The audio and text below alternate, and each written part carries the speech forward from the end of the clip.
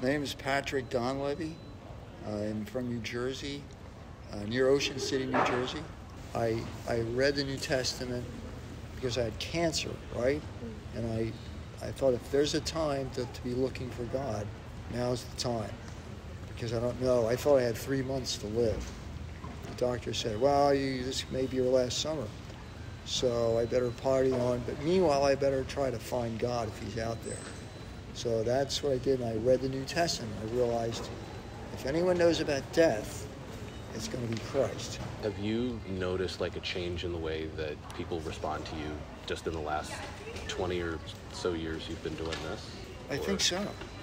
It's kind of surprising because there used to be more opposition, it seems like.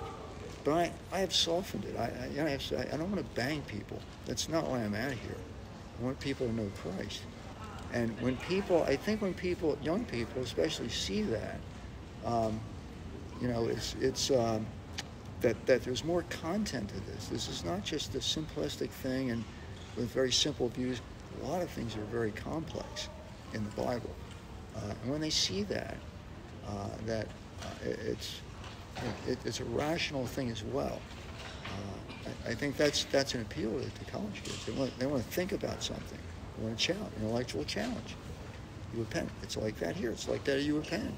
They like a good fight. It's okay. And the church, this is the delicate thing. I mean, if you go to the church, a lot of times they're unfriendly. It's it's kind of like a hospital.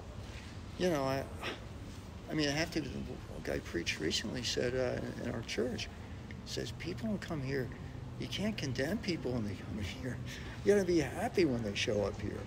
But unfortunately, the church is a problem. I hate to say it, but you need the church too. So, what do you say to people who feel as though they can't come to Christianity because they are, gay or because they are transgender or something like that? What about the other stuff that you're doing that's not good? All right, put it like that. Let's talk about this stuff. We need forgiveness for that. Right? Let's forget all about that for a minute and just think about all the ways that I offend the real God. And I do it all the time. Don't put him first. Argue with my wife. On and on it goes. So that's where Jesus goes, right? Whoever doesn't have sin, let him throw the first stone. There's a defiance involved with it, but we're all defiant. But you got to connect with Christ, and Christ says, "Follow me," and that's going to involve some changes. I really can't back off of that. Do you ever feel like folks are gathering around to listen to what you have to say? They don't have time here because they're going to class. If they did have time, well, and the weather's good. They're on the lawn there, and that's where they. But then it's kind of sometimes involuntary. Some are listening, some have earphones, so all kinds of things going on. But that's not my concern.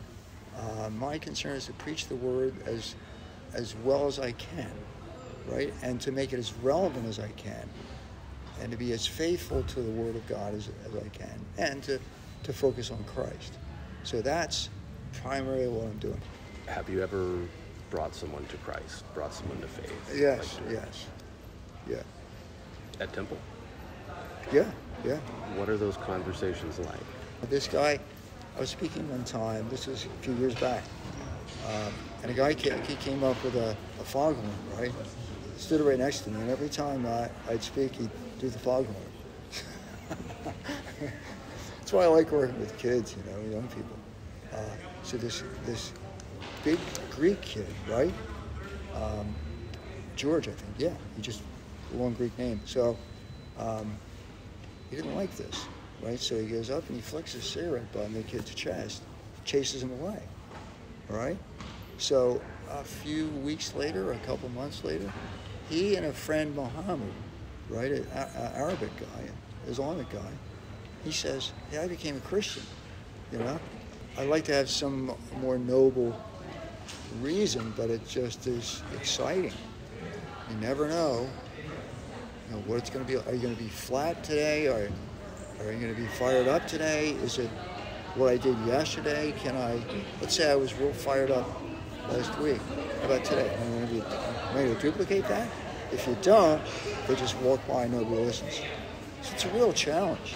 It's kind of a long story. I did investments. I did stuff like this. It worked out well enough so that I could do this, and I still did like substitute teaching, which was some income. So I was able to supplement that, and that enabled me to do that. So when we say invest, we're talking like Wall Street stuff, or stocks. Yeah. How has doing evangelistic work in an African American neighborhood impacted the way that you see the faith? I really have very little contact, but really I thought, wow, start a church here. I thought of starting a church, and if you go to it, African American church already has its own tradition, right? So you're coming in, there's always that thing. Well, here's a white guy coming in. A black friend of mine says, just matters whether you're called. That's got nothing to do with it. But there's already a lot of faith and Christ in the black community. All I need to do is get in your head.